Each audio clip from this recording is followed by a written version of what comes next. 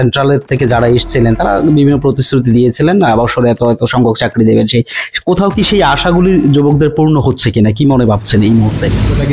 আজকে আমাদের ধনপুরে বিভিন্ন জায়গাতে পেপার ব্লকের কাজ হচ্ছে, ছোট ছোট রাস্তাগুলো শহরবন্দরে আমরা অনেক সময় দেখতাম যে সিসি রোডগুলো হতো, অনেক সময় শহরের দিকে যদি যেতাম আমরা দেখতাম যে আসলে এই সিসি রোডগুলো তো আসলে কি সুন্দর, দুদিকে ড্রেনের ব্যবস্থা রয়েছে, শিক্ষক নেই। তো সেক্ষেত্রে ধনপুরের বিভিন্ন স্কুল রয়েছে, আপনার কাঠালিয়াতে একটা স্কুল আছে দ্বাদশ শ্রেণী বিদ্যালয়, সেখান থেকে ট্রান্সফার হয়ে অনেক শিক্ষার্থীরা এই মুহূর্তে উত্তর মহেশপুর স্কুলটাতে অবস্থান করছেন। তো এই পরিকাঠামোগত কোনো সমস্যা নাকি টিচার সমস্যা, কোন দিকে উল্লেখ করবেন? নেশার একটা কালো বাণিজ্য আপনার ধনপুরে সারা রাত ব্যাপী হচ্ছে বা দিন ব্যাপী হচ্ছে, নেশার কালো জগতে অন্ধকারে ঘটিয়ে যাচ্ছে ধনপুর থেকে কাঠালিয়া। তো এই বিষয়টাকে আপনারা কিভাবে দেখছেন, যে আসলে কি নেশার বাণিজ্য কি কোথাও কি বেড়েছে বা আদৌ কি রয়েছে বিষয়টা? যে কমিউনিস্টের যিনি প্রার্থী ছিলেন 2023-এর যিনি প্রার্থী ছিলেন কৌশিক চন্দ্র, ওনার বাসভবন কাঠালিয়াতেই, যে ওনার বাবাকেও একটা সময় সেই সময় যে কংগ্রেসের গভর্নমেন্টের সময় নৃশংসভাবে ওনার বাবাকে হত্যা করেছে। নমস্কার, আপনারা দেখছেন ত্রিপুরা টিভি। ত্রিপুরা টিভির বিশেষ অনুষ্ঠান লোককথায় আজ যিনি আমাদের সাথে রয়েছেন প্রাক্তন মন্ডল সম্পাদক পার্টির এবং বর্তমান একনিষ্ঠ কার্যকর্তা। আজ আমরা ওনার কাছ থেকে রাজ্য রাজনীতি থেকে শুরু করে ধনপুর বিধানসভার খুঁটিনাটি বিষয়ে জানবো। প্রথমে আপনাকে ত্রিপুরা টিভির পর্দায় স্বাগত জানাচ্ছি। ত্রিপুরা টিভির বিশেষ টক শো লোককথা, যেখানে উঠে আসে সমাজ, সংস্কৃতি ও সমসাময়িক প্রসঙ্গের নানা দিক। প্রতি রবিবার রাত 8টায় চোখ রাখুন ত্রিপুরা টিভির পর্দায়। আপনাদেরকে অসংখ্য অসংখ্য ধন্যবাদ সমস্ত ত্রিপুরা টিভির আজকে আমার এখানে যারা এসেছেন এবং সমস্ত আপনাদের আধিকারিক যারা রয়েছে এবং সাথে যারা আপনাদের এই চ্যানেলটাকে দেখে এবং লাইক কমেন্ট করে, সবাইকে আমি ব্যক্তিগত পক্ষ থেকে সকলকে অভিনন্দন জ্ঞাপন করছি। সুব্রত, প্রথমে জানতে চাইবো বর্তমান রাজ্য রাজনীতির সঙ্গে ধনপুর বিধানসভা একটা কার্যকর ভূমিকা রাখে, তো সেক্ষেত্রে আপনার দল বর্তমানে কি রকম পরিস্থিতিতে রয়েছে ধনপুরে? দেখুন, অ্যাকচুয়ালি আমার প্রটোকল রাজ্য রাজনীতিকে নিয়ে আমি এখানে বলতে পারবো না, কারণ আমি ধনপুরের বিশেষ করে পার্টির মন্ডল সম্পাদক ছিলাম এবং বর্তমানে সক্রিয়ভাবে পার্টিতে আছি ধনপুরে। বিশেষ করে আমরা ধনপুর নিয়েই এখানে কথা বলবো। ধনপুরের বর্তমান পরিস্থিতি যদি আপনি জিজ্ঞেস করেন, দেখুন পরিস্থিতি ভালোই রয়েছে এবং আমরা হয়তোবা বিভিন্ন, আপনারা বলতে পারেন বিভিন্ন, আপনারা সারা ত্রিপুরা রাজ্যের বিভিন্ন জায়গাতে যান বা ধনপুরের বিভিন্ন জায়গাতে আপনারা যান, বা আপনারাও যদি এই খবরের চ্যানেল হিসেবে হয়তোবা দেখেন বা বিভিন্ন অ্যানালাইসিস গুলো করেন, যে ছোটখাটো কিছু সমস্যা এটা সব জায়গাতেই থাকে, সেটা এমন না যে এমন কোনো বৃহৎ কোনো সমস্যা ধনপুরের বর্তমানে চলছে, এটা কোনোভাবেই বলা যাবে না। একেবারে এই জায়গার মধ্যে দাঁড়িয়ে যদি জানতে চাইবো প্রশাসনিক স্তরে আপনাদের রাজনৈতিক দল, এই দুটোর কম্বিনেশনে ধনপুর বিধানসভা এখন কি রকম চলছে? প্রশাসনিক স্তর এবং ধনপুরের, যদি মনে করেন ধনপুরের পার্টির সাথে প্রশাসনিকের যে সমন্বয়টা ভালো আছে বলেই তো ধনপুর আজকে এত উন্নয়ন ঘটছে। শুধু যে উন্নয়নটা শুধু একদিকে নয়, যেমন গ্রাস লেভেল থেকে যদি দেখেন যে ধনপুরের যে প্রত্যেকটা যে ছোটখাটো যে বেনিফিশিয়ারি থেকে শুরু করে, যে আজকে আবাস যোজনার ঘর বলবেন, যে আমাদের যে আয়ুষ্মান যোজনার যিনি বলবেন, বা যতগুলো গভর্নমেন্টের পলিসি রয়েছে সমস্ত পলিসিগুলো, যে সেটা একটা সুন্দর একটা সুসম্পর্ক, একটা দুটো নদীর যেমন দুটো পার থাকে, পারের মধ্যে যেমন একটা ব্রিজ থাকে, সেই ব্রিজটা যেমন সংযোগ সেখানে স্থাপন করে, যে সেখানে প্রশাসনের সাথে সুভ্রাতৃত্বপূর্ণ সম্পর্কের মধ্যে দিয়ে কিন্তু আজকে ধনপুর সেখানে এগিয়ে চলছে এবং এগিয়ে চলছে বলেই আজকে ধনপুর, আপনারা লক্ষ্য রাখবেন, প্রতিটি মানুষ আজকে, বিশেষ করে প্রত্যেকটা মানুষ কিন্তু খুব স্যাটিসফাই যে তাদের সরকারের কাজকর্মের মধ্যে দিয়ে, যে আজকে একটা সময় আমরা দেখতাম যে বিভিন্নভাবে মানুষকে বিভ্রান্ত করা হতো, আজকে মানুষ খুব সজাগ। এই গভর্নমেন্টের আসার পর ডিজিটালাইজেশন যুগে মানুষ খুব সজাগ এবং মানুষ চায় যে আজকে মিছিল মিটিং এ না গিয়ে মানুষ ঘরে বসে বসেই অনেক কিছু গভর্নমেন্টের ফ্যাসিলিটি গুলো পাচ্ছে। সেই ফ্যাসিলিটি গুলো এই কারণেই সম্ভব হচ্ছে যে সেখানে যে সরকারের সাথে প্রশাসনের একটা সুভ্রাতৃত্বপূর্ণ সম্পর্ক রয়েছে বলে সেটা সেখানে সম্ভব হচ্ছে। অপরদিকে দেখা যায় বিরোধীদের একটা সক্রিয় ভূমিকা কিন্তু ধনপুর বিধানসভার মধ্যে কাঠালিয়াতে বারংবার আমরা দেখে থাকি। তো সেক্ষেত্রে কি কোথাও মনে হয় যে আপনাদের মাঝে কোন রকম দলীয় কোন দল, যার কারণে বিরোধীদের আবার সেখানে উঠে আসছে সরাসরি, কি বলবেন? যদিও বিষয়টা নিয়ে আপনার সাথে আমি সহমত হতে পারলাম না, যে ধনপুরের বিরোধীদের খুব সক্রিয়, বিশেষ করে কাঠালিয়ার যেটা বলছেন, আপনি যদি সোশ্যাল মিডিয়াতে, বা আমিও দেখেছি আপনাদের টিভির চ্যানেলের মধ্যে দিয়ে দেখেছি কিছু কিছু তাদের প্রোগ্রামগুলো আমি সেখানে অ্যানালাইসিস করেছি, যেহেতু কাঠালিয়ার কথা বলেছেন বিশেষ করে, তো সেখানে আপনি যদি লক্ষ্য রাখেন যে কাঠালিয়াতে বিরোধীরা তাদের তাদের আন্দোলন, তাদের প্রোগ্রামগুলো সেটা সংগঠিত করবে। আর এটা এই গভর্নমেন্টের সময় বিশেষ করে সেটা সম্ভব, যে কারণ এই কারণে সম্ভব, আমাদের এই গভর্নমেন্ট সকলকে সঙ্গে নিয়ে সকলের মিলিত প্রচেষ্টাই যে সেখানে চলতে চায়। যে ভাইলেন্স সৃষ্টি করে যে কোনো কিছুর মধ্যে দিয়ে যে এখানে কাউকে দাবিয়ে রাখা, সেটা বর্তমান আমাদের বিশেষ করে আমাদের ধনপুরের আমরা বর্তমানে সেটা আমরা লক্ষ্য করতে পারছি না। আর ছোটখাটো যে বিষয়টা আপনি যেটা বলছেন যে ধনপুরের বিরোধীদের, বিশেষ করে বিরোধীরা খুবই সক্রিয়, বিশেষ করে কাঠালিয়াতে। তো আমি যেই কথাটা বলছিলাম, আপনি একটু যদি পক্ষান্তরে দেখেন, বিশেষ করে কাঠালিয়া, এখানে 3টি গাঁও সভাকে কেন্দ্র করে, উত্তর মহেশপুর, দক্ষিণ মহেশপুর এবং কাঠালিয়া, সেখানে কতজন নেতৃত্ব, তাদের কতজন নেতৃত্ব সেখানে আছে এবং কতজন সাধারণ মানুষ সেখানে তাদের এই কার্যক্রমগুলোতে সেখানে অংশগ্রহণ করছে। বিশেষ করে আমরা লক্ষ্য রাখি সোনামুড়া থেকে তাদের যদি কোনো কার্যক্রম এখানে করতে হয়, সেটা সোনামুড়া, বেজিমারা, ওইসব জায়গাগুলো থেকে প্রায় ধনপুর নয়, শুধু ধনপুর পেরিয়ে আমাদের পার্শ্ববর্তী যে সোনামুড়া বিধানসভা রয়েছে সেখান থেকেও সেখানে ওনারা ওনাদের নেতৃত্বকে নিয়ে এসে এখানে তাদের কার্যক্রমগুলো করতে হয়। কারণ তাহলে আজকে ধনপুরে যদি উন্নয়ন না হতো, তাহলে ধনপুরের আজকে নিশ্চয়ই যে এই পার্টির আর মানুষকে যদি এই গভর্নমেন্টটাকে ভালো না বাসতো, তাহলে নিশ্চয়ই সাধারণ যে মানুষগুলো আছে সেই মানুষগুলোকে আপনি লক্ষ্য করতে পারতেন তাদের এই কার্যক্রমের মধ্যে দিয়ে।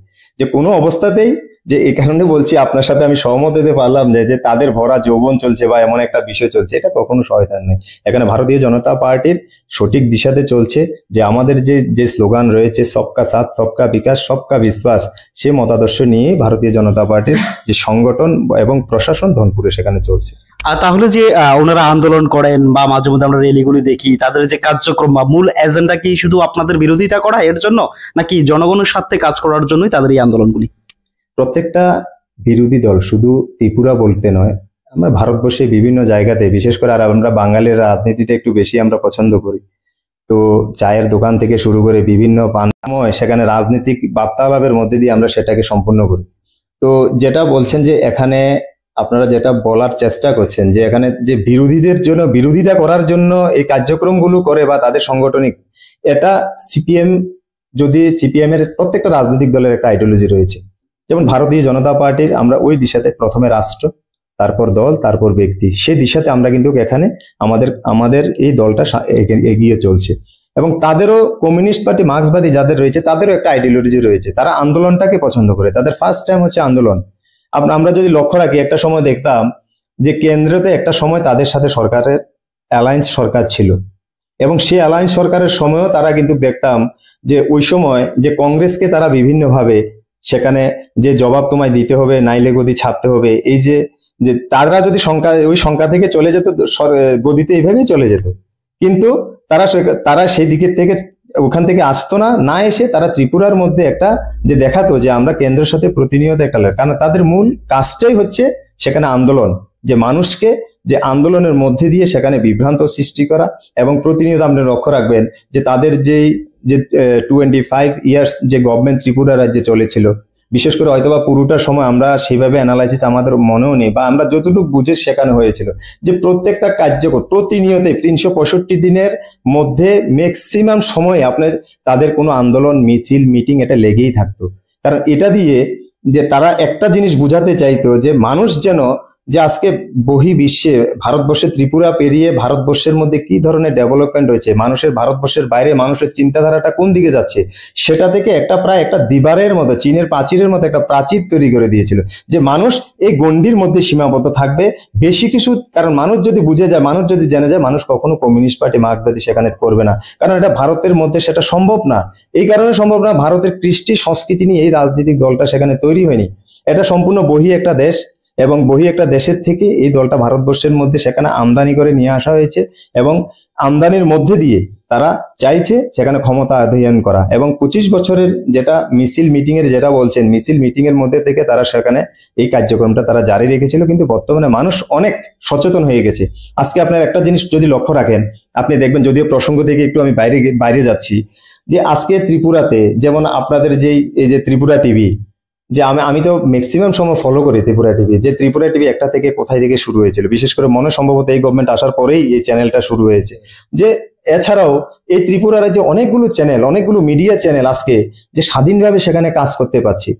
আগে একটা সময় এত ধরনের মিডিয়া ছিল না, সোশ্যাল মিডিয়াতে এত ফাস্ট ছিল না, যে আজকে যে কোনো জিনিস ছোটখাটো ঘটনাগুলো মিডিয়ার মধ্যে এসে যাচ্ছে, তো এটা কারণ ওই সময় সেটাকে কখনো সেখানে এই যে মিডিয়া জগৎ বা সোশ্যাল মিডিয়া জগৎকে সেখানে ডেভেলপমেন্ট করতে দেয়নি। কারণ ডেভেলপমেন্ট যখন করবে মানুষ বহির্বিশ্ব বা এবং কি এই ত্রিপুরা রাজ্যের বাইরে যে কি চলছে সেটা মানুষ জেনে যাবে, মানুষ সজাগ হয়ে যাবে।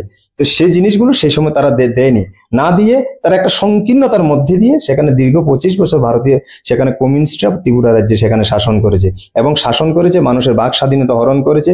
আজকে মানুষ বুঝতে পারছে বলেই যে এই ত্রিপুরা রাজ্যের মধ্যে মানুষ আজকে অনেক অ্যালার্ট পেয়েছে, সরকারের যোজনাগুলো সরাসরি তারা সেখানে ভোগ করছে। তো একটা বিষয় আপনি যখন তুলেছিলেন যে সেন্ট্রাল এবং স্টেট তারা একে অপরের বিরোধিতা করতেন তৎকালীন সময়, বাম যমুনায় সিপিআইএম এবং কংগ্রেস, কিন্তু আমরা দেখতাম যে লাস্ট নির্বাচনে তাদের মধ্যেই আবার সংযোগ হয়েছে। সেটা কি আসলে ক্ষমতার জন্য নাকি অন্য কিছু বিভ্রান্তিকর বিষয়ে? অ্যাকচুয়ালি আপনি যদি দেখেন, কমিউনিস্টরা সবসময় বলতো যে তারা বিশ্বের সব থেকে বড়, হ্যাঁ, তারা একটা রাজনৈতিক দল, কিন্তু তাদের আইডিওলজি আমরা অনেক সময় আগে দেখতাম বা শুনতাম বিভিন্ন জায়গাগুলোর মধ্যে, বা তারা যখন বিভিন্ন বাজার সভা বা বিভিন্ন জায়গাতে বলতো যে প্রতিনিয়ত তারা ওই সময় এই গভর্নমেন্ট বিজেপি গভর্নমেন্ট আসার আগে যখন তাদের সরকার ছিল, তাদের সত্তা ছিল ত্রিপুরা রাজ্যের মধ্যে, তারা সবসময় বলতো যে কংগ্রেসের 88-র কালো রাজত্বের কথা, কংগ্রেসের 88-র কালো রাজত্বের কথা বলে বলে বলে বলে সেই ক্যাসেট বাজিয়ে বাজিয়ে তারা প্রায় 25 ইয়ার্স ত্রিপুরাতে একটানা শাসন করেছে। প্রসঙ্গক্রমে যদি আমি কাঠালিয়াতে যেহেতু আমি আসি, যেহেতু কাঠালিয়াতে আজকে আমাদের টক শো হচ্ছে ধনপুরের বিষয় নিয়ে, যে আমি বিলং করি, যে তারা একসাথে কিভাবে 2023-এ সেটা সম্ভব, আসলে সত্যি কথা কি এটা আমরা ভেবে পাচ্ছি না। আমাদের এখানে যে কমিউনিস্টের যিনি প্রার্থী ছিলেন 2023-এর যিনি প্রার্থী ছিলেন, হ্যাঁ, কৌশিক চন্দ্র, ওনার বাসভবন কাঠালিয়াতেই, যে ওনার বাবাকেও একটা সময় সেই সময় যে কংগ্রেসের গভর্নমেন্টের সময় নৃশংসভাবে ওনার বাবাকে হত্যা করেছে। তৎসঙ্গে আমাদের এখানে নেপাল মল্ল থেকে শুরু করে এরকম অসংখ্য সারা ত্রিপুরা রাজ্যে আমাদের এই ধনপুরও বিভিন্ন সময়ে যে কংগ্রেসের দ্বারায় সেখানে কমিউনিস্টের অনেক নেতৃত্বরা সেখানে সেখানে তাদের আত্মবলিদান দিয়েছে। এবং তৎসঙ্গে কংগ্রেসরাও দেখতাম বলতো বিভিন্ন যখন সভাগুলো তারা করত, যে তারা যখন অ্যালায়েন্স যখন তাদের ছিল না, তাদের মধ্যে যখন লড়াই হতো, তারাও বলতো সিপিএম এর দ্বারায় অজস্র তাদের কার্যকর্তা এভাবে আত্মবলিদান দিয়েছে। তাহলে সেটা কিভাবে সম্ভব হলো যে 2023-এ এই দুটো ভিন্ন আইডিওলজি একসাথে তারা একবদ্ধ হয়ে তারা লড়াই করলো? মানে আসলে তাদের সত্যিকারের কি তাদের কোনো আইডিওলজি নেই। তারা যদি প্রকৃত আইডিওলজি থাকতো যে সত্তা পাওয়ার জন্য তারা যে কোনো কিছু সেখানে করতে পারে, তার একটা জ্বলন্ত প্রতিচ্ছবি এই দুটো রাজনৈতিক দলের একসাথে মিলবন্ধনটাকে সেখানে পরিস্ফুট করেছে এবং সারা ত্রিপুরা রাজ্যের মানুষ দেখেছে। আমরা বিভিন্ন জায়গাতে অনেক সময় দেখি যেটা কখনো এটা সম্ভব না। ভারতীয় জনতা পার্টি আসার পর এই এলাকাতে যে ডেভেলপমেন্ট হয়েছে সে এবং কি এর তৎসঙ্গে যে এ এলাকার মানুষ আজকে যে নিশ্চয়তার সাথে মানুষ চলাফেরা করছে, সর্ব অংশের মানুষ যেভাবে চলাফেরা করছে, যে এটা মানুষ আজকে বুঝে গেছে যে এইভাবে বিভ্রান্ত করে 25 বছরের যে বেড়াগল ছেলে ছিল এবং যে কথাটা আপনি বলছিলেন যে তাদের যে ভরা যৌবন এই কাঠালিয়াতে, আসলে সেগুলো হয়তো আপনারা দেখেছেন, ঠিক আছে, আপনাদের সাথে ওই বিষয়টা আমি সহমত হতে পারলাম না। যৌবন বলতে কিছু নেই, তাদেরকে বার্ধক্যের একেবারে দ্বার প্রান্তে তারা আজকে চলে গিয়েছে। আরেকটা বিষয় জানতে চাইবো, আপনি ডেভেলপড বলে একটা শব্দ উচ্চারণ করেছেন, সেই জায়গায় দাঁড়িয়ে কাঠালিয়ায় সহ আপনার ধনপুরেই সরাসরি বিরোধীরা অভিযোগ করছে ডেভেলপ বলতে কিছুই হয়নি, তারা যা করে গেছে তা পর্যন্ত আপনার রক্ষণাবেক্ষণ করতে পারছেন না। একটা জিনিস আমি ওই আমাদের আদরণীয় বর্তমান মন্ত্রী তথা যে ধনপুর নলসরের এমএলএ এবং বর্তমান উচ্চশিক্ষামন্ত্রী আদরণীয় কিশোর বর্মন মহোদয়, আপনাদের টকশোর মধ্যে আপনি মনে সম্ভবত ছিলেন, সেই টকশোটির মধ্যে নিশ্চয়ই উনি একটা কথা বলেছিলেন যে আসলে যে চোখের সমস্যা, যে কথাটা কিন্তু চিরন্তন বাস্তব। এমনকি ডক্টর আদরণীয় বর্তমান মুখ্যমন্ত্রীও নাকি বলেছেন যে তাদের চোখের যদি যে ছানি টানি অপারেশন করতে হয়, তাহলে আমি ওই বিষয়টাই সেখানে আমাদের আদরণীয় মন্ত্রীর বিষয়টাই কিন্তু এখানে এই ধনপুরের ক্ষেত্রে যেটা বলছে তাদেরও ঠিক সেম, এখানে চোখের সেখানে দৃষ্টিতে সেখানে প্রবলেম ধরে গেছে।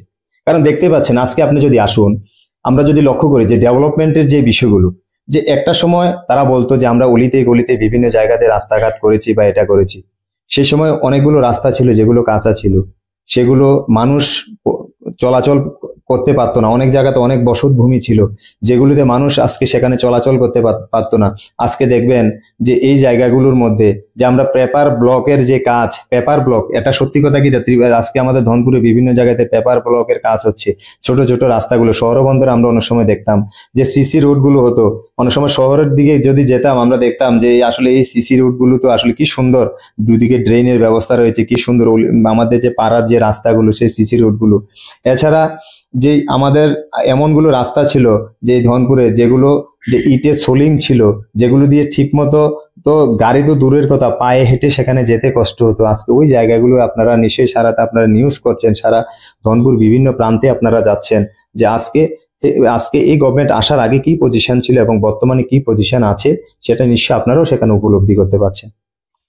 আর শিক্ষার বিষয়ে যদি একটু নজর দিই, বা আমাদের অভিযোগ বা সার্বজনীনভাবে আমাদের কাছে কিছু সংবাদ আছে, স্কুল এটা পরিকাঠামোগত সমস্যাও নয়, টিচারের সমস্যাও নয়। দেখুন, যখন কোনো একটা নতুন কিছু বিপ্লব সেখানে ঘটে, বিপ্লব আমি এই কারণে বলছি যে আমাদের একটা সময় এখানের মানুষ আমরা কি চিন্তা ভাবনা করতাম, বিশেষ করে ত্রিপুরার বিভিন্ন গ্রাম অঞ্চলের মানুষগুলো, শহরের আগরতলা ছিল তারা বেটা, যে আমাদের যে এই গভর্নমেন্ট আসার আগে আগরতলা থেকে ত্রিপুরাতে যদি কোনো লোক যদি কলকাতাতে যেত, কলকাতা পর্যন্ত আমরা অনেক কিছু ভাবতাম যে এই লোকটা কলকাতাতে গিয়েছে, ওনারা যখন কলকাতা থেকে আসতো ওদেরকে দেখতে যেতাম আমরা, বা আমাদের যদিও আমরা ছোট ছিলাম বুঝের হয়েছে যারা ওরা কলকাতাতে যাবে, আরে বাপরে কি যেন কলকাতা।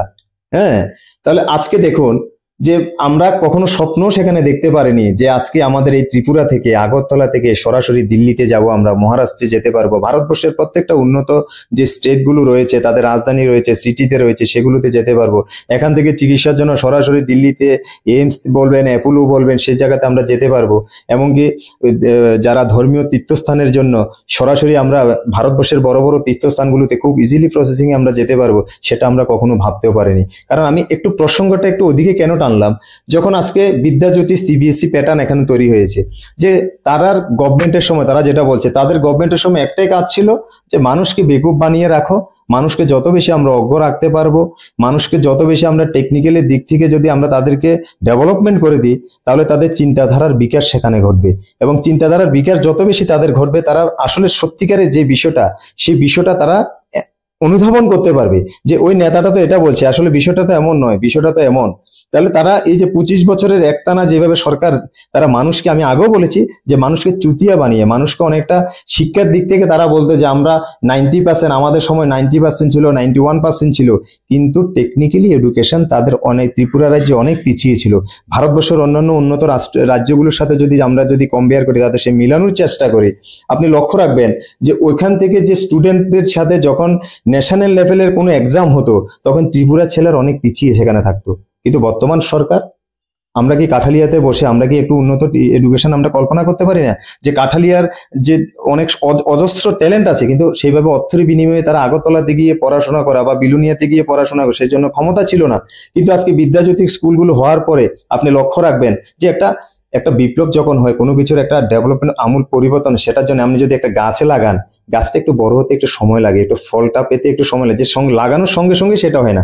তো তারা কি করেছে, এখানেও বিরোধীরা কি করেছে, যে বিভিন্নভাবে বিদ্যাজ্যোতি স্কুলগুলোতে, যেটা কাঠালিয়া স্কুল বলছেন, এটা বিদ্যাজ্যোতি স্কুলের আন্ডারে আসছে। এখানে আমি যেমন পরিকাঠামো দেখুন, এখানে নাচের টিচার রয়েছে, ডান্সের টিচার রয়েছে, যোগা টিচার রয়েছে, ড্রামার টিচার রয়েছে, যে সম্পূর্ণ একটা প্যাকেজ, যে একটা ডেভেলপমেন্ট স্কুলের যে প্যাকেজটা আছে সে সম্পূর্ণ প্যাকেজটা স্কুলটার মধ্যে সেখানে রয়েছে। এবং আজকে যখন নতুন স্টার্ট হয়েছিল বিভ্রান্ত যে স্কুলগুলোর মধ্যে থেকে পয়সা দিতে হবে এবং কি তাদেরকে সেই ধরনের ফ্যাসিলিটি পারবে না, পুরোটা ইংলিশ করে দিয়েছে, এই করে দিয়েছে, সেই করে মানুষকে বিভিন্নভাবে বিভ্রান্ত করে ওই স্কুলগুলো থেকে ধাপে ধাপে ছাত্রছাত্রীরা তাদেরকে মনোবলটাকে হ্রাস করা হয়েছে। এখন প্রশ্ন করবেন কেন মনোবলটা হ্রাস করা হয়েছে? মনোবলটা হ্রাস করা এই কারণে হয়েছে, যদি তাদেরকে সত্যিকারের এডুকেশনের যদি আমি গড়ে তুলতে যদি দেওয়া হয়, তাহলে তারা ওই যে মিছিল মিটিং, এসএফআইয়ের নামে চাঁদাবাজি করা, এসএফআইয়ের নামে ওই যে 3তে পুরের ছাত্রছাত্রীদের আপনারা হয়তোবা দেখেছেন, হয়তোবা ওই সময় আপনাদের চ্যানেল ছিল না বা অন্য সময় হয়তোবা কোনো চ্যানেলে কাজ করতেন, যে ছাত্রছাত্রীদের যে মিছিল আমরাও করেছি, হয়তোবা আপনিও করেছেন, যে আমরা ভোটার হইনি, রাজনীতিটা বুঝতাম না, কিন্তু তারপরেও মিছিলে মিটিং এ প্রতিনিয়ত স্কুলের ছাত্রছাত্রীদের তাদের ক্লাসটাকে বন্ধ করে দিয়ে সেখানে মিছিলে মিটিং হাঁটানো হতো। ওই যে ধরনের যে সিস্টেমটা, তারা সেই সিস্টেমটা আবার সেখানে প্রয়োগ করার চেষ্টা করছে। এবং কি আপনি আরেকটা যাবেন, যে স্কুল কলেজের যে এডুকেশনের স্বল্পতা, টিচারের স্বল্পতা, আপনার যে আমাদের এখানে একটা লালকিল্লা স্কুল রয়েছে, সম্ভবত সেখানে টিচার স্টুডেন্ট আছে 20 থেকে 22 জন, 20 থেকে 22 জনের জন্য একটা স্কুল সেখানে খোলা হলো। এভাবে সারা ত্রিপুরা রাজ্য, আমাদের এই ধনপুরে বিভিন্ন জায়গাগুলোর মধ্যে যে একটা স্কুলের মিনিমাম 1:, সম্ভবত 1:30, একজন টিচারের জন্য একজন টিচার 30 জন ছাত্রকে সেখানে শিক্ষা দেওয়ার যে দান থাকে, যেটা প্রসেসিং, যেটা এডুকেশন যে রুলস আছে। তাহলে এখানে 23 জন ছাত্রছাত্রীর জন্য 3 জন টিচার বর্তমানও সেখানে রয়েছে। কিন্তু 3 জন টিচার দিয়ে আপনি যদি 5টা ক্লাস 1 থেকে 5 পর্যন্ত রয়েছে, সেটা কখনো পড়ানো সম্ভব না। তাহলে আমি কেন এখানে এই স্কুলে, এখানে একটা উত্তর মহেশ্বর স্কুল রয়েছে, বেশি একটা দূরে নেই, সম্ভবত 1 থেকে 1.5 কিলোমিটার হবে, কেন আমি সেখানে স্কুলটা সেখানে করলাম? আপনি যদি যান, আমাদের এখানে বিদ্যাজ্যোতি স্কুল রয়েছে, তৎসঙ্গে আমাদের এখানে গার্লস এইচএস স্কুল রয়েছে, সঙ্গে আমাদের এখানে ইংলিশ মিডিয়াম স্কুল রয়েছে, কেন আমি খাদ্যকলাতে একটা স্কুল করলাম? কেন আমি আবার বলাগাতে একটা স্কুল করলাম? যে কাঠালিয়ার প্রসঙ্গটা যেটা আমি উঠিয়েছি, 1 থেকে 10 কিলোমিটারের মধ্যে সেই স্কুলগুলো করার কি প্রয়োজন ছিল?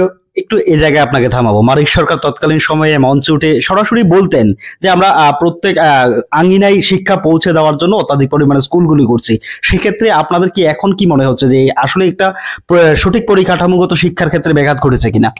দেখুন, সঠিক এডুকেশনটা আমরা, আমাদের বর্তমান সরকার যেটা চাইছে, বর্তমান সরকার এটা চাইছে, কারণ আমরা এই স্বল্প সময়ের মধ্যে আমরা অ্যানালাইসিস করছি যে আজকে যে বিদ্যাজ্যোতি যে স্কুলটা, আমি জাস্ট একটু উদাহরণটা দিচ্ছি, যে একটা একেবারে তোড়জোড় হুড়জোড়ি শুরু হয়ে গেছে যে এবারে ইংলিশ করে নেবে, ইংলিশ করে নেবে, ইংলিশ করে নেবে। কিন্তু এটার সাথেই দেখুন আরেকটা সেখানে ইংলিশ মিডিয়াম স্কুল রয়েছে, যে এই স্কুলটা থেকে শুধু উত্তর মহেশ্বর স্কুলে আসেনি, এই বিদ্যাজ্যোতি স্কুলটা থেকে আবার ওই আমাদের যে পাশে যে ইংলিশ মিডিয়াম স্কুলটা রয়েছে সেটার মধ্যে গিয়ে ভর্তি হচ্ছে। কিন্তু বিদ্যাজ্যোতি স্কুলে ভর্তি হওয়া যাবে না। ওরে বাবা, এটার মধ্যে যদি ভর্তি হয় তাহলে হাজার হাজার টাকা দিয়ে দিতে হবে, যে আমাদের গরিব মানুষ, আমাদের পক্ষে সেটা পড়া সম্ভব নয়। কিন্তু সেটা মানুষ সাময়িক সময় খেয়েছে, কিন্তু যখন মানুষ বুঝতে পারছে যে আজকে না, আসলে তো বিষয়টা এমন না, আসলে বিষয়টা এমন না, এটা এটা কি আছে, যাদের যাদের একটা 1000 টাকা বা সামথিং সেটা টাকাটা সেখানে নেওয়া হয়, সেটা নেওয়া হয় কেন? তাদের বিভিন্ন পরিষেবা সেখানে দেওয়া হচ্ছে। এবং কি যারা দিতে পারবে না, সেখানে এসএমসি কমিটির মিটিং গুলোতে দেখে সমস্ত অভিভাবকদের বলা হয়েছে যে আপনারা যদি দিতে না পারেন, আপনারা একটা অ্যাপ্লিকেশন দেন, আমাদের অর্থনৈতিক অবস্থা ভালো নেই, আমরা সেটা দিতে পারবো না। তখন সেখানে ছাড়ের সেই 1000 টাকা তাদেরকে সেখানে দিতে হচ্ছে না। এখন আপনি যদি যান, আপনি স্কুলে তো সম্ভবত গিয়েছেন, যে এখন যদি যান আপনি দেখবেন যে ক্লাস 1-এ আমাদেরকে সেখানে স্কুল থেকে সেখানে বলা হতো যে স্কুলের টিচাররা বা এসএমসি কমিটি যাদের, যে এখানে তো কেউ ভর্তি হতে চাচ্ছে না, এখানে প্রি প্রাইমারিও করে দেওয়া হয়েছে। মানে এই যে বিদ্যাগুলো যদি স্কুলগুলোতে প্রি প্রাইমারি মানে নার্সারির যে প্যাটার্নটা ওখানে কিন্তু চালু হয়ে গেছে। তাহলে সেখানে সেই জায়গাতে ওইখান থেকে তারা আজকে আপনি একটু যাবেন, গিয়ে দেখবেন যে 1, 2, 3, 4 তৎসঙ্গে প্রি প্রাইমারিতে কতজন স্টুডেন্ট সেখানে রয়েছে। যে মানুষ কোনো কিছু মিথ্যা জিনিস চিরস্থায়ী হয় না, সেটা সাময়িক সময় হয়। আজকে প্রত্যেকটা স্কুলের মধ্যে, ক্লাসের মধ্যে ভালো সংখ্যক ছাত্রছাত্রীরা সেখানে রয়েছে। কিছুদিন আগে আমিও একটা সৌভাগ্য হয়েছে, আমার একটা স্কুল, আমি একটা প্রোগ্রামে গিয়েছিলাম, যে সরাসরি অভিভাবকদের সাথে সেখানে টিচারদের একটা কথোপকথন। যখন জিজ্ঞেস করা হয়েছে যে আপনারা কেমন ফিল করছেন, যে একটা সময় তো আপনারা সেখানে বলতেন যে না আমরা অনেক ভালো বেটার ফিল করছি, যে আসলে আমার কাছে সবার পক্ষে সম্ভব, অনেক সময় অনেকের কাছে অর্থ থাকলেও যে তাদের পারিবারিক বিষয়ের জন্য আগরতলাতে গিয়ে পড়াতে তারা পারে না, বিভিন্ন পারিবারিক সমস্যা থাকতে পারে। কিন্তু আজকে দেখুন এখানে আমি আর্টের জন্য আলাদা জায়গাতে যেতে হচ্ছে না, ড্রামা শিখছে, ছাত্রছাত্রীরা এডুকেশনের সাথে সাথে যে এক্সট্রা যে ক্যারিকুলাম সেগুলো তারা আয়ত্ত করতে পারছে। বলছি যে বিদ্যাজ্যোতি স্কুলের এই বেটার পরিষেবাটা আসলে আমরা প্রথমে বিভ্রান্ত হয়েছিলাম, এটা সম্পূর্ণ ভুল, খুব ভালো পরিষেবা এখানে হচ্ছে। আর স্বাস্থ্য বিষয়ে যদি একটু লক্ষ্য রাখি, বিরোধীরা সহকারে সাধারণ মানুষ অভিযোগ কাঠালিয়া সহকারে ধনপুরের স্বাস্থ্য পরিষেবা বর্তমানে বেহাল। এই বিষয়টা আপনারা কিভাবে নজর দিচ্ছেন? আচ্ছা, আগে কি ছিল? যারা বলছে তাদেরকে প্রশ্ন করবেন যে বর্তমানে এই 7 বছরে স্বাস্থ্য ব্যবস্থা একেবারে শেষ হয়ে গেছে। সেটা 7 বছরে না, এটা গভর্নমেন্ট আসার সঙ্গে সঙ্গেই তারা এই ক্যাসেটটা বাজানো শুরু করেছিল।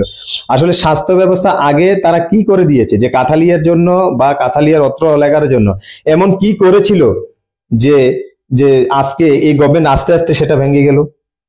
আপনি ওই সময় সিএসসি ছিল, তারাই চালু করেছে সিএসসি অনেক আগে।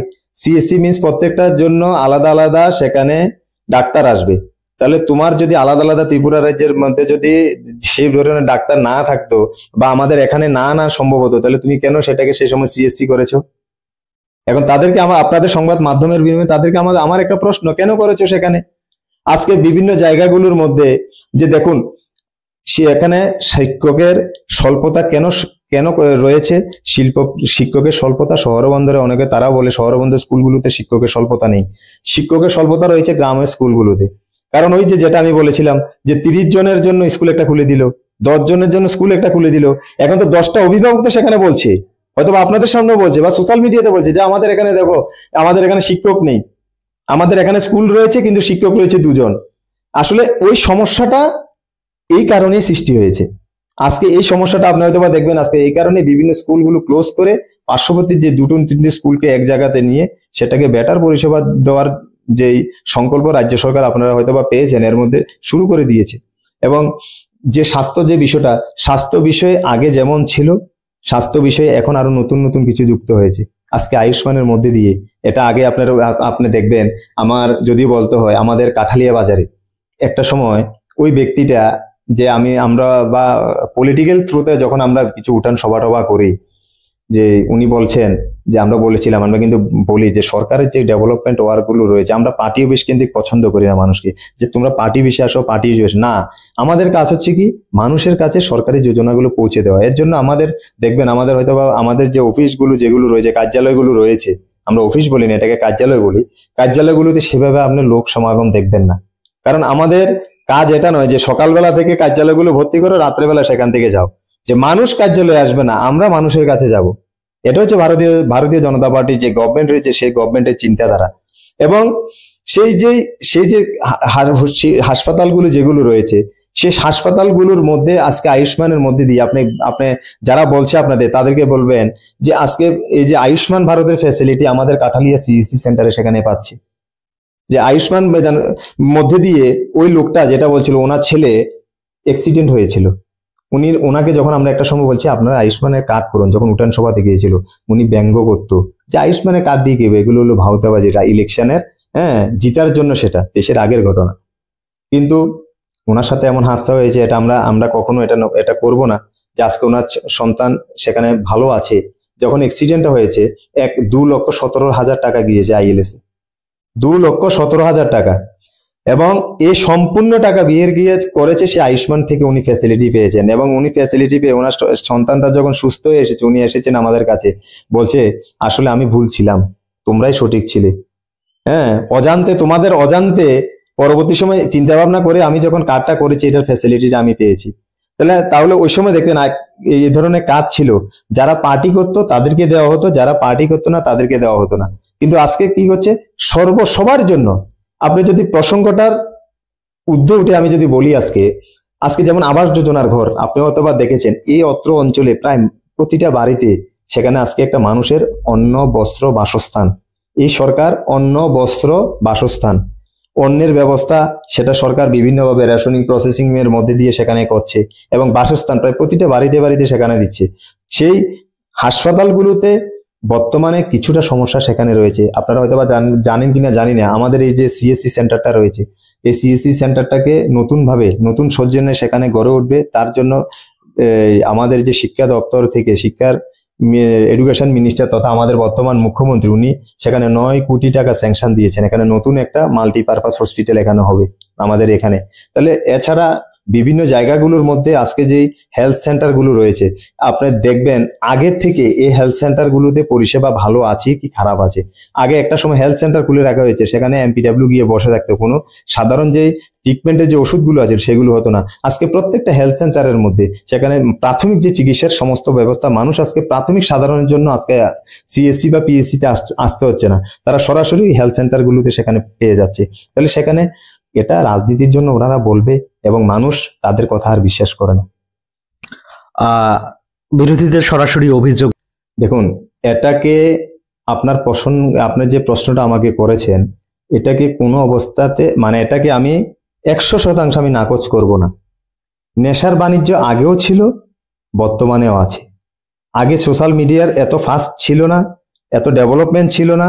আজকে মোবাইলের মধ্যে দিয়ে আমরা দেখতে পাচ্ছি বিভিন্ন জায়গাগুলোর মধ্যে সরাসরি সরাসরি সেটা মিডিয়াতে বা সোশ্যাল মিডিয়াতে দিয়ে দিচ্ছে। তারপরে সহজে আমরা দেখে যাচ্ছি, আমরা সহজে সেটা দেখতে পাচ্ছি যে নেশার বিরুদ্ধে বর্তমান সরকার প্রচন্ড সেখানে ওয়াকিবহল, এবং বর্তমান মুখ্যমন্ত্রী উনি চাইছেন যে নেশাটাকে কিভাবে বন্ধ করা যায়। সেখানে একা প্রশাসনের পক্ষে সেটা সম্ভব হবে না, বা একা আমি এটাও বলবো বিরোধীদের পক্ষে সেখানে সম্ভব হবে না। আবামদের সজাগ হতে হবে। আমাদের প্রত্যেকটা স্কুলে কলেজে ছাত্রছাত্রী যারা রয়েছে বা বিভিন্ন সোশ্যাল, আজকে যারা সোশ্যাল মাধ্যমে যারা কাজ করছে, মুখ্যমন্ত্রী সবাইকে বার্তা দিচ্ছে যে একক প্রচেষ্টায় সেটা কখনো এই নেশাটাকে সেখানে কখনো অবস্থায় বন্ধ করা যাবে না। নেশার আগেও ছিল, এখন একেবারে শেষ হয়ে গেছে তা নয়। আপনি দেখবেন বা আপনাদের মিডিয়াতে আমি দেখেছি বিভিন্ন জায়গাগুলোর মধ্যে কিন্তু সেখানে প্রশাসন দৃঢ়হস্তে সেটাকে জব্দ করার জন্য সর্ব অংশে সেখানে প্রয়াস চালাচ্ছে। তারপরেও যে একেবারে সেটা নেশা, এই যে আমাদের কাঠালিয়ার করিডোর বলবেন বা যেটা বলেন যে বদ্ধ হয়ে গেছে, সেটা নয়। তার জন্য বর্তমান যে সরকার রয়েছে এবং তৎসঙ্গে কিছুদিন আগেও এরকম একটা ছোটখাটো একটা প্রবলেম হয়েছিল। আমরা বিশেষ করে হয়তোবা আমরা গিয়েছিলাম, আপনাদের মিডিয়াতে এখানে একটা নিউজ হয়েছিল যে কিছু কিছু সময় রাতের অন্ধকারে দেখুন যারা পুলিশকেও পাহারা দেয় বা সাধারণ মানুষকেও পাহারা দেয়, তারা এমন, কারণ যারা নেশা কারবার করে তাদের কোনো না আছে দিন না আছে রাত্রে, তারা যে কোনো সময়, তারা শুধু চায় কোন সময় তাদের এই জিনিসটাকে সেখান থেকে ওখানে নিয়ে যেতে পারবে। তার জন্য কাঠালিয়ার মধ্যে আমাদের কিছু বাজারের মধ্যে কিছু কিছু সময় কিছু কিছু সাধারণ ঘটনা ঘটেছিল। তার জন্য বাজার কমিটি বা বিভিন্ন লোকেরা তাদের রাত্রেবেলা একটু চেকিং করে তারপরে দেখেছে যে এটার পরে যে করিডোর যেটা বলছিলেন সেটা প্রায় কিছু কিছু অংশে আছে, কিন্তু সেটাকে তারপরে তারা গিয়েছে প্রশাসনের সাথে কথা বলে যে এটাকে কিভাবে বন্ধ করা যায়। প্রশাসন দৃঢ়হস্তে বলছে যে আমরা কঠোর হস্তে সেটাকে দমন করব, এবং তৎসঙ্গে সেখানে বাজার কমিটি যারা আছে যদি মনে করেন আমাদের সহযোগিতা সেখানে প্রয়োজন, আমরা সর্বত্রভাবে সেখানে, যে দেখুন একটা শ্রেণী আজকে হয়তোবা 5-30টা কম, 100-এর মধ্যে আপনি 2জন পাবেন, হয়তোবা আরো কম হবে, যে তারা চাইছে সমাজটা নষ্ট হতে, কিন্তু ভালো সংখ্যক মানুষ চাইছে, আজকে অভিভাবকরা চাইছে যে আমাদের সন্তানরা যাতে নেশা থেকে দূরে থাকে, কিন্তু চাইছে। তার জন্য আবামকে সজাগ হতে হবে, এবং বর্তমান ত্রিপুরা সরকার যেভাবে নেশার বিরুদ্ধে অভিযান শুরু করেছে সেটার জন্য, এবং তৎসঙ্গে সমস্ত সামাজিক এনজিও, স্কুল, কলেজ যে একটা অ্যাওয়ারনেস এর মধ্যে দিয়ে যেটা করেছে, নিশ্চয়ই সামনের দিনে সেটা অবশ্যই সেখানে বন্ধ হয়ে যাবে। আপনি আপনার রাজনৈতিক জীবন যুব নেতা থেকে শুরু করেছেন। 2018 আগে আমরা দেখেছি আপনি সক্রিয়ভাবে রাজনীতি করেছেন।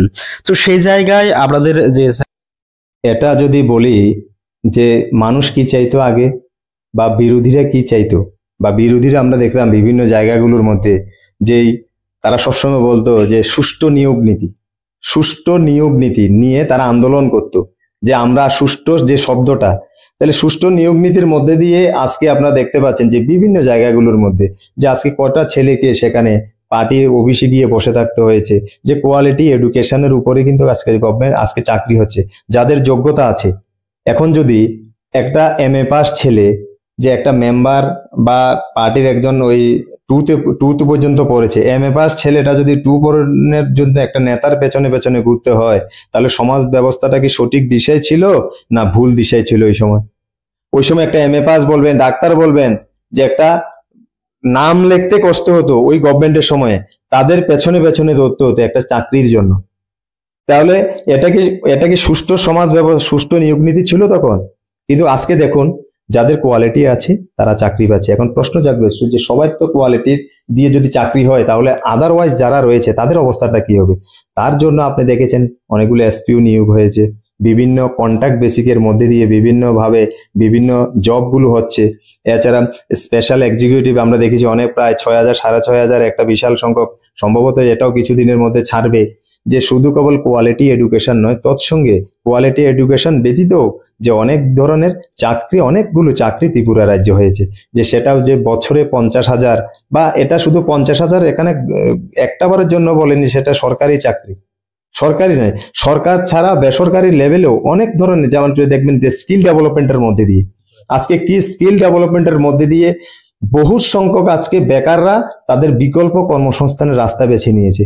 কম্পিউটারের মধ্যে দিয়ে, যেমন আপনারা আপনারা আপনারা আজকে আসুন, আপনারা যে এই যে গভর্নমেন্টের আসার পর যে আপনাদের যে এই যে চ্যানেলটা রয়েছে, নিশ্চয়ই আপনাদের এখানে 10-15 জন বা আরো বেশি সম্ভবত হতে পারে যে আজকে তারা গভর্নমেন্টের সাথে নেই, যে আদারওয়াইজ আপনারা টেকনিক্যালি ব্যবস্থাটাকে আপনারা প্রশিক্ষণপ্রাপ্ত নিয়ে তো আজকে আপনারা এই কাজটা করছেন। তো শুধু কেবল যে আমাদের সরকারি চাকরি, এটা বিরোধীরা বলবে, এটা বিরোধীদের কাজই হচ্ছে, এটা এটা শুধু এখানে না, সব জায়গাতেই, যে সরকারের বিরোধিতা করা, খারাপ করছে সেটাকেও বিরোধিতা করা, এটা হচ্ছে তাদের কাজ। 2018 সাল নিয়ে যেহেতু একটু প্রসঙ্গ তুলেছিলাম, 2018 সালের আগে আপনারা একত্রিত হয়ে একটা দলকে উৎখাত করার জন্য কাজ করেছিলেন। বর্তমান সময়ে ওই সময় যারা পৃষ্ঠা প্রমুখ থেকে শুরু করে বিভিন্ন পদে ছিলেন, তারাও কি এখন সময়ে গ্রহণযোগ্যতা পাচ্ছে কিনা দলে? না, পাচ্ছে না কে বলবে বলুন? অ্যাকচুয়ালি বিষয়টা হচ্ছে কি, 2018 যখন 2018 একটা সময় ছিল, বর্তমানে একটা সময় আছে। 2018-র আগে, যেটা 2018-র আগে একটাই মিশন ছিল, কি মিশনটা ছিল, যে কোনো পরিস্থিতিতে হোক, যে 25 বছরের যে কালো রাজত্ব যেটা রয়েছে সেটাকে উৎখাত করে একটা নতুন সূর্য ত্রিপুরা রাজ্যে উদিত করতে হবে। এবং তার জন্য সর্ব অংশের মানুষ, সেখানে শুধু কেবল যে ওই সময় বিজেপি করতে এমন না, বিজেপির সংখ্যাটা এমন ছিল না, কংগ্রেস থেকে, সিপিএম থেকে অনেক নেতৃত্বরা এসেছে, কংগ্রেস থেকে এসেছে, সিপিএম থেকে এসেছে, তৎসঙ্গে সাধারণ মানুষ যারা কোনো নেতৃত্ব নয়, যারা ভোট দিত, বিভিন্ন কংগ্রেসকে দিত, সিপিএম কে দিত, তারা হয়তো বা বলছে যে না, তাদের দ্বারা আর হবে না, কংগ্রেসের দ্বারা হবে না। যে যদি যেমন বর্তমান ত্রিপুরাতে যে একটা বিপ্লব কুমার দেব বা তাদের তৎসঙ্গে আরো অন্যান্য নেতৃত্ব ত্রিপুরা রাজ্যে ওই সময় যারা যারা ছিল, তাদের হাত ধরে যে তারা একটা বিশ্বস্ত করেছে যে এই না, ত্রিপুরাতে বিজেপি সরকার করা যায়, কারণ সঠিক দিশাতে সেখানে কাজ করছে।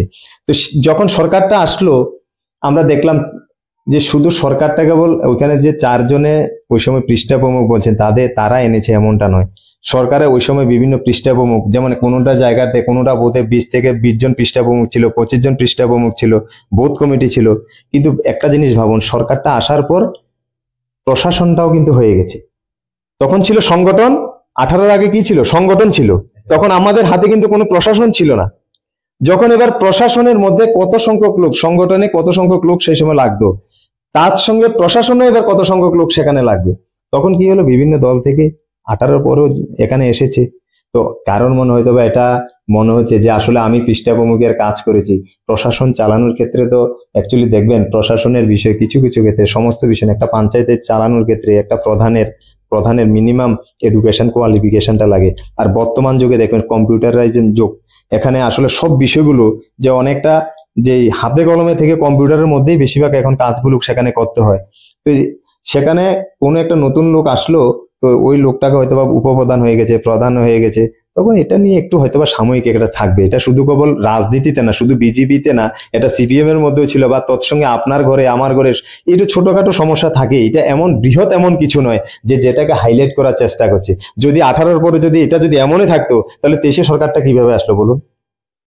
এটা হচ্ছে মুদ্রাবতা। এটা বিরোধীরা বিরোধী করবে, এটা সেখানে তারা বলবে। আর দল যাকে যে দায়িত্ব দেবে, এটা হচ্ছে দলের কাজ। দল যাকে যেখানে উপযুক্ত মনে করবে সেখানেই দায়িত্ব দেবে। আমাদের সকলের একটাই কাজ, যে দলটাকে আমরা ভালোবাসি, দলটাকে আমাদের সামনের দিকে নিয়ে যেতে হবে। দলের যে সিস্টেমে চলবে সেই সিস্টেম আমাদের সেখানে কাজ করতে হবে। আজকে আপনি একটা দায়িত্বে আছেন, কালকে নাও থাকতে পারেন। এটা ভারতীয় জনতা পার্টিতে সম্ভব যে একতরফে আমরা দেখি কমিউনিস্টের মধ্যে যিনি ওই 12 বছর থেকে যে দায়িত্বটা শুরু করে যে পদে আছেন, এবং 12 বছর কি আরো তো আগে থেকে ছাত্র রাজনীতি শুরু হয়, সেখান থেকে উনি এসএফআই এর বিভিন্ন দায়িত্বে ছিলেন, এবং যেতে যেতে প্রায় হাঁটতে পারছেন না, এখনো পর্যন্ত দেখবেন তারা বিভিন্ন দায়িত্বে রয়ে গেছে। যে কিন্তু এই গভর্নমেন্টের মধ্যে আমাদের একটা মেইনত একটা প্রসেসিং রয়েছে, গভর্নমেন্টের ক্ষেত্রে 5 বছর প্রশাসন এবং সংগঠনের ক্ষেত্রে 3 বছরের একটা পলিসি রয়েছে, বা এর আগেও অনেক সময় হয়ে যায়। তাহলে সেখানে রদবদলের যে সিস্টেম রয়েছে, যে আজকে আপনি একটা দায়িত্বে আছেন, কালকে আপনার সেটা নাও থাকতে পারে, বা পরশুদিন আপনার জন্য আরো ভালো কিছু দায়িত্ব সেখানে থাকতে পারে। বিরোধীদের এটা আলাপ যে আসলে ওই একটা মতবিরোধ চলছে, এটা চলছে, আসলে এটা এমন কোনো কিছু না। তর্কের খাতিরে যদি ধরেও নেওয়া যায় যে বিরোধীরা বলুন বা গ্রাউন্ড লেভেলে বলুন, কিছু মানসিকভাবে ভেঙে পড়া যায়, কিন্তু দুদিন আগে বিহারে নির্বাচন গিয়েছে, সেখানে ভালো ফলাফল হয়েছে। তো এই যে ফলাফল, সেটা কি রাজ্য রাজনীতিতে কোনো রকম ভাবে প্রভাব ফেলবে কিনা? এখানে যদি বলি কিছু কিছু বিষয় শুনেন, আজকে চায়ের দোকানে এইসব বিষয়টা আমি আগে বলেছিলাম, চায়ের দোকানে অনেক কিছু আলোচনা হয়, যে আমরা শুনেছি, বা চায়ের কিছু দোকানদার বলছিল, আজকে সকালবেলা আপনারা আসার আগে আমি একটা দোকানে গিয়েছিলাম, তো বলছিল যে এখানে বসে বসে আলাপ হচ্ছে বাজি টাজি নাকি কিনে নিয়েছে, যে মুদির বিজয় রথ যে পুরুদমে সেটা একেবারে বিহারের আন্ডারগ্রাউন্ডে প্রবেশ করে গেছে। হ্যাঁ, যাবে, শুধু সময়ের অপেক্ষায়। আপনারা কাঠালিয়া বাজারে বা ত্রিপুরার যে বিভিন্ন জায়গাতে দেখবেন ত্রিপুরা সরকারটা থাকে কিনা সেটাও প্রশ্নবোধক চিহ্ন হবে। এবং এটা যদি আমি ব্যক্তিগত বলতে পারি না যে কাঠালিয়ার কোনায় বসে দিল্লির মসনদ নিয়ে চিন্তা ভাবনা করে তাহলে তারা কেমন বিশারদ হতে পারে। এত বড় বিশারদ আমি সেই জায়গাতে যাই না যে দিল্লির সরকার পড়ে যাবে, তাদের কাছে খবর আছে। হ্যাঁ, ত্রিপুরার সরকার পড়ে যাবে, খবর আছে যে ত্রিপুরাতে সম্ভবত 28-এর আগেই ইলেকশনের একটা বাতাবরণ তৈরি হয়ে যাবে। হ্যাঁ, উনি বলছিলেন। তো আমি বলছিলাম ওনারা কোথায়, আজকে এসেছেন চা খাওয়ার জন্য? উনি বলছে মনে হয় না আজকে আমার হয়তো বা 10-15টা চা কম বেচা হবে, কারণ যে পরিস্থিতি আমিও মোবাইলের মধ্যে দেখতে পাচ্ছি যে কোনো অবস্থাতে তারা আজকে কি 1-2 দিন হয়তো বা আমার চায়ের দোকানে সেখানে আসবে না। এটা বিরোধীদের বলা, আর এমনকি রেজাল্ট আপনারা দেখতে পাচ্ছেন প্র্যাকটিক্যাল। এখন আপনারা সোশ্যাল মিডিয়াতে বিভিন্ন জায়গাতে আপনারা দেখতে পারবেন ভোট চুরি হয়েছে, ওই ইভিএম এর গড়বড় হয়েছে, এটা হয়েছে। এটাই স্বাভাবিক। যেখানে তারা জিতে এখানে কোনো সমস্যা থাকে না, আর যেখানে তারা হারে এখানে তাদের আক্রান্ত হয়ে গেছে। এটা কোন সময় জানেন তো? আমাদের এখানে একটা করোনা ভাইরাস এসেছিল, যে একটা ছোঁয়াছুঁয়ি রোগ, এর থেকে হের যেতে পারে। যখন এই ত্রিপুরাতে যখন কমিউনিস্টদের সরকার ছিল, কংগ্রেসরা বিভিন্ন ইলেকশনে কি বলতো, একটা কথা আইয়া পড়ছি, যে এই যে এই রোগটা কংগ্রেস তো চিরতরে শেষ ত্রিপুরা থেকে যেতে যেতে এই ভাইরাসটা আক্রান্ত করে দিয়েছে সিপিএম কে। এবং সিপিএমরা বর্তমানে যে কোনো জায়গাতে দেখবেন যে আইয়া পড়ছি। তো ওই রোগের, এটা তাদের রোগের, এটা ওই কংগ্রেসের যে আতঙ্কটা, যেটা ভাইরাসটা, এটা সিপিএম এর মধ্যে প্রবেশ করে দিয়েছে। এটাই স্বাভাবিক, এটাই বলবে। তারপরেও তো তারা একটু শান্তি পাচ্ছে নাকি? সাময়িক কিছু সময় তো শান্তি পেয়েছিল, ইলেকশন চলাকালীন বা তাদের একটা শান্তি পেয়েছিল তো। আর পরীক্ষার মধ্যে মেইন রেজাল্ট যখন দেয় তার ফলাফলের উপরেই তো সবকিছু। আজকের ফলাফল আপনারা দেখতে পাচ্ছেন, এর থেকে আর কি বলবো আমি। 28 নির্বাচন নিয়ে ছোট্ট করে যেহেতু বললেন, একেবারে শেষ ভাবে জানতে চাইবো, যদি সামনে 28 নির্বাচন, সর্বোপরি আপনি একজন যুব নেতা বা পার্টি লিডারশিপ হিসেবে সার্বজনীন মানুষদের কাছে এবং আপনার দলীয় কর্মীদের কাছে কি বার্তা দিতে চাইবেন 28 নির্বাচন নিয়ে সামনে কিভাবে কাজ করার জন্য? দেখুন, 28 নির্বাচন ভারতীয় জনতা পার্টি কোনো মিথ্যা প্রতিশ্রুতি দিয়ে নির্বাচনে লড়ে না। ভারতীয় জনতা পার্টি একটা মিশনের উপরে যায়। আমাদের লক্ষ্যটা কি? যে এই রাষ্ট্রটাকে বিশ্বগুরুর আসনে নিয়ে যাওয়া। দেখবেন বিভিন্ন রাজনৈতিক দলের আইডিওলজি রয়েছে। ভারতীয় জনতা পার্টি প্রথম হচ্ছে কি রাষ্ট্র সর্বোপরি, এরপর হচ্ছে দল, এরপর হচ্ছে ব্যক্তি। এবং 28 নির্বাচনের যে বিষয়টা আমরা যদি লক্ষ্য রাখি, 28 নির্বাচনের এখনো কিছু পাবেন না। কারণ এখনো আমাদের একটাই কাজ হচ্ছে, আমরা দেখি বিভিন্ন জায়গাতে আমাদের যখন ঊর্ধ্বতর যেখানে মন্ত্রীরা মিনিস্টাররা আসে, শুধু একটাই কাজ তোমরা করো, গ্রাস লেভেলে একটাই কাজ করো, যে সরকারের যে যোজনাগুলো রয়েছে সেই যোজনাগুলোকে যাতে সাধারণ মানুষরা ভালোভাবে পেতে পারে, শুধু সে কাজগুলো করে যাও। মোদিজির যে মিশনগুলো নিয়ে আজকে আপনি দেখবেন একটা সময় রেশনিং ব্যবস্থা, তারা যে বলছে সরকারটা আসবে, কিভাবে আসবে? কিছু কিছু জায়গায় বলে যে সরকার আমরা 28 কোনো অবস্থাতে বিজেপি সরকার থাকবে না। যখন আমরা বিভিন্ন উঠান সভাতে যাই, বিভিন্ন মানুষদের সাথে যাই, যে কিছু তো যারা পলিটিক্স করে না, যারা নন পলিটিক্স করে, তারা সমর্থন করে, কাকে করে বা আপনারা হয়তো বা বোঝা যায় না। অনেক সময় কিছু কিছু ক্ষেত্রে বলে যদি সরকারটা যদি না আসে, সাধারণ মানুষরা বলে, গরিব মানুষ যারা ভাতা পায়, আমাদের ভাতাটা 2000 টাকা থাকবে না। এটা মোদিজির সরকার এখানে অধিষ্ঠিত হয়েছে বলে আমরা 2000 টাকা আজকে ভাতা পাচ্ছি। আমরা রেশনে আজকে 31 তারিখ 30 তারিখ হলে রেশন ডিলার সেখানে আমাদের ফোন করে যে আপনাদের তো এই মাসে রেশন নেননি, রেশনগুলো নিয়ে যান। এটা আগে আমরা কখনো শুনতাম না। 10 তারিখ যদি হতো আমাদের সেই রেশনিং ব্যবস্থাটা, সেখানে 10 তারিখের পরে গেলে যে তোমাদের তো রেশন শেষ, তোমাদের আর পাবে না, তোমাদেরটা শেষ হয়ে গেছে। শেষ হয়ে কোথায় গেছে? কিন্তু আজকে এটা শুনতে হয় না। কর্মচারীদের কাছে যাবেন, যারা আজকে কর্মচারীদের আজকে লেভি দিতে হচ্ছে না। তারপরও লেভি দিতে হচ্ছে না, কিছু হয়তো বা দিচ্ছে, আজকে লেভি দিতে হচ্ছে না, কারণ এই গভর্নমেন্ট কারো কোনো কর্মচারীদের কাছ থেকে সেখানে হাপ্তাবাজি করছে না। আজকে কলেজে যাবেন, কলেজে স্টুডেন্টরা ভোট দেয়, কলেজে আজকে বিভিন্ন এসএফআই এর নামে, ডিওয়াইএফ এর নামে, এই বিভিন্ন তাদের রাজনৈতিক সংগঠনের নামে আজকে সেখানে চাঁদাবাজি হচ্ছে না। আজকে আপনি যদি সেখানে হাসপাতালের কথা যেটা বলছেন, আজকে আয়ুষ্মানের মধ্যে দিয়ে এই ধরনের ফ্যাসিলিটি মানুষ সেখানে পেত না। আজকে যদি আপনার কিষাণ সম্মান নিধি, কৃষকরা সেখানে কিষাণ সম্মান নিধি সেখানে পাচ্ছে।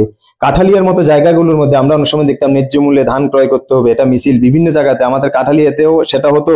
আজকে ওই গভর্নমেন্ট কখনো দিয়েছে, কখনো করেছে? করেনি। আজকে কাঠালিয়াবাসীরা ন্যায্য মূল্যে তাদের ধান সেখানে বিক্রি করতে পারছে।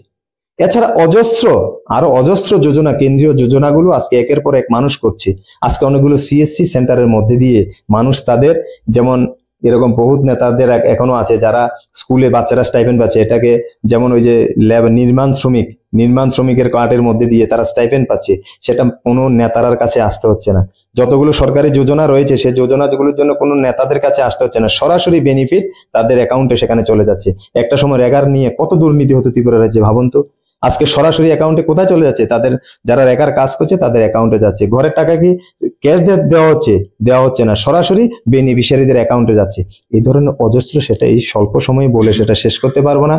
কারণ 28-এর একটাই কাজ হচ্ছে আমাদের, যে সমস্ত আমাদের যুব বলবো বা যারা বলবো, সমস্ত মানুষের সরকারের যে যোজনাগুলো রয়েছে সেই যোজনাগুলোকে মানুষের কাছে পৌঁছে দেওয়া, এবং যারা বিভিন্ন যোজনাগুলো যারা নেননি, আপনাদের কাছে বিনম্রভাবে আমাদের অনুরোধ থাকবে, আপনারা সরাসরি পঞ্চায়েত প্রতিনিধিরা রয়েছে বা পঞ্চায়েতের স্টাফ রয়েছে তাদের কাছ থেকে গিয়ে সমস্ত যোজনাগুলো বা সিএসসি সেন্টারের মধ্যে দিয়ে সরকারের সমস্ত যোজনাগুলো আপনারা গ্রহণ করেন। সেটা আপনাদের অধিকার, সেই অধিকারটা আপনাদের সেখানে নিতে হবে। তার জন্য বর্তমান সরকার ডিভাইড এন্ড রুল পলিসি নিয়ে ও সিপিএম ও কংগ্রেস, এটা না, সবার জন্য সরকার সেখানে কাজ করছে। এর জন্য তো বলছে সবকা সাথ, সবকা বিকাশ এবং সবকা প্রয়াস, এই মন্ত্র, এই দিশাতেই 2028-এ সেখানে ভারতীয় জনতা পার্টির সরকার ত্রিপুরাতে অধিষ্ঠিত হবে, সেটা বলার কোনো অপেক্ষাই রাখে না।